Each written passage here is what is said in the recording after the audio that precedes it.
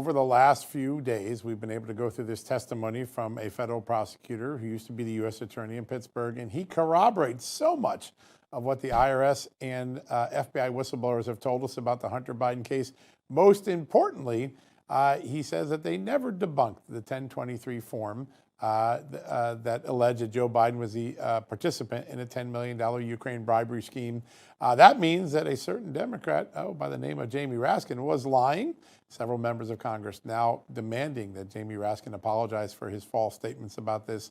Our first guest knows a thing or two about those whistleblowers and also a lot of the misinformation that's been thrown out there about Hunter Biden. He serves as the president of the Power Oversight Whistleblower Center, and he helps represent those two amazing IRS whistleblowers. He's our good friend, Tristan Leavitt, and he joins us right now. Tristan, great to have you back on the show. Thanks. Happy to be here. There's been some interesting moments. The Brady testimony gets released by House Judiciary Committee, and you find out that Jamie Raskin and the Democrats were giving us a few lies. But I think the bigger story is the very reluctance, resistance, foot dragging that Gary Shapley and Joseph Ziegler testified to. The Democrats tried to destroy the credibility over. It's now confirmed by a U.S. attorney. The U.S. attorney Brady from Pittsburgh said, "You're darn right the FBI didn't want to investigate. They were dragging their feet," and so was Delaware U.S. attorney David Weiss's office.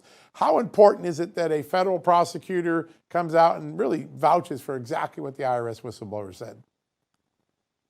Well, it's definitely significant, and we knew that it was only a matter of time until the facts would come out on all of this. And so, unlike some of the other information that the IRS whistleblowers have testified about, where they only had limited insight because it was about the interactions between David Weiss and other, federal prosecutors, other offices. In this instance, this is something that they saw firsthand: the resistance from the FBI, the resistance from Assistant U.S. Attorney Leslie Wolf in Delaware. And so, this is at the heart of their knowledge, and U.S. Attorney Brady definitely backed that up and highlighted how unwilling they were to hear this information about Joe Biden and Hunter Biden. Wow. Tristan, there are waves of information coming out about the entire Biden family conglomerate, all of their business dealings, and every time a new batch of information comes out, there are new refutations like the one that John cited from Jamie Raskin, but also from the Biden administration. And I know that a few weeks ago, there was another batch of information, I think it was 700 pages or so, coming from those two IRS whistleblowers to the chair of House Ways and Means, Jason Smith. Phone communications, email communications, other documents and materials. Can you give us just some of the highlights of what was contained within? Absolutely. So a large number of the new documents came from IRS whistleblower Joseph Ziegler. He did not provide any documents when he first testified before the committee, whereas our client, Gary Shapley, did. So Ziegler's documents include a whole tranche on the underlying financial issues in Hunter Biden's case. That highlight why the Ukraine Burisma income was so significant in those 2014, 2015 years.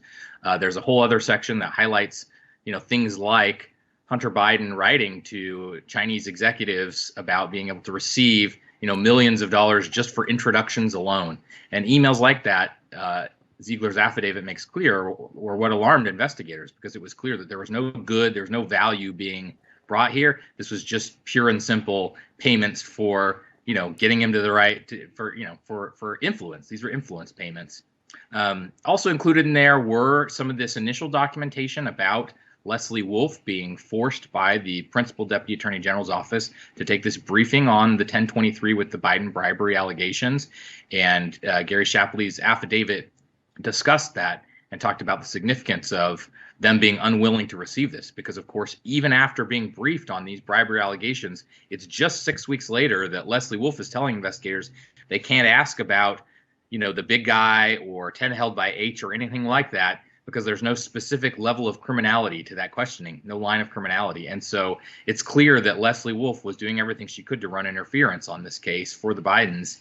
And again, together with the information from U.S. Attorney Brady, it's really disheartening to see how unwilling they were to look at the facts there. Yeah, it really is. It's also disheartening to think that when the whistleblowers first came out, there were all these storylines about from Democrats and defenders of the Biden saying, oh, these guys aren't credible, they're partisan. Oh, there was no effort to turn down these prosecutions in Washington and LA, blah, blah, blah, blah, blah, blah. Now you've got the 2 U.S. attorneys in Los Angeles and Washington, D.C. confirm, yeah, we refuse to partner with David Weiss, just like the IRS whistleblower said. The money checks out. The James Biden interview comes out. It confirms what these agents have said.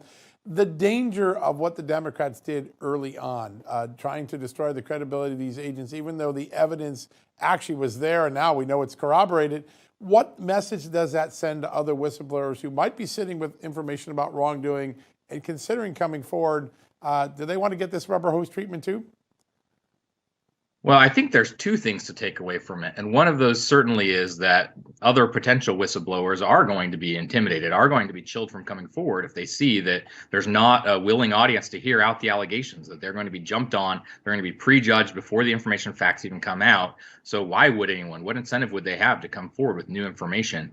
The second thing that I think is important to recognize, though, is that those that have been critics of the IRS whistleblowers keep shifting their ground. They keep moving the goalposts, right? Yep. So before it was, how would you know anything about California, about the DC declinations? This is all bunk, right? Well, once that information comes out and it's clear that these U.S. attorneys did decline to partner, it's, well, but they didn't stop U.S. Attorney Weiss from coming. So I think you see this in a lot of these instances where if you go back and read the initial criticisms, it's a whole bunch of this, right? Huge amounts of denial. And then when you get down to it, it's these small grounds that people are arguing on now, but it hasn't changed, you know, the mainstream media's approach still to not take it very seriously. And so I think it's important for those who have been paying attention to keep track of what people said at the outset and say, no, you said before that California and DC, you know, that Weiss never even went to those places. There's no evidence of that, you said before. Now that it's out there, you can't just scale it down to, yeah, but.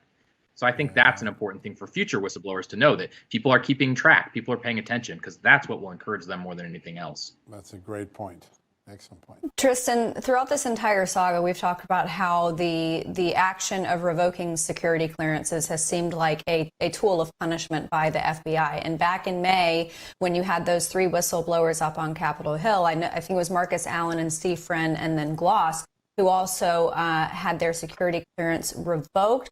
I don't remember if that was permanent or not, but what's the status of Marcus Allen's security clearance?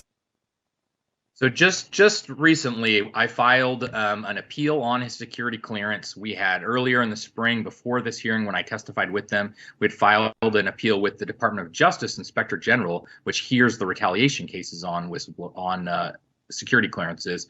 But the FBI has its own process, so we needed to respond to that and have filed that. They've proposed to revoke his clearance. Right before this hearing, they released information that he'd never even heard of. He'd never had the chance to rebut, and they leaked it to the press. Someone leaked it to the press. And so this document was our first chance to rebut that, to say these allegations are totally misunderstood. This new information, it's not accurate. And so that filing this week, which Empower Oversight released on its website, empoweroversight.org, shows how this move to take his clearance was purely in retaliation for him making a disclosure about FBI Director Chris Wray testifying on the Hill, leaving the impression that there were no FBI informants there on January 6th, when we now know that's clearly inaccurate. There were informants there. There were a lot of them.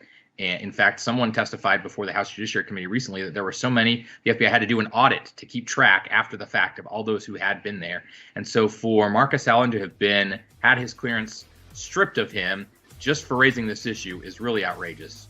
It's why the work you do, Tristan, at Empower Oversight is so important.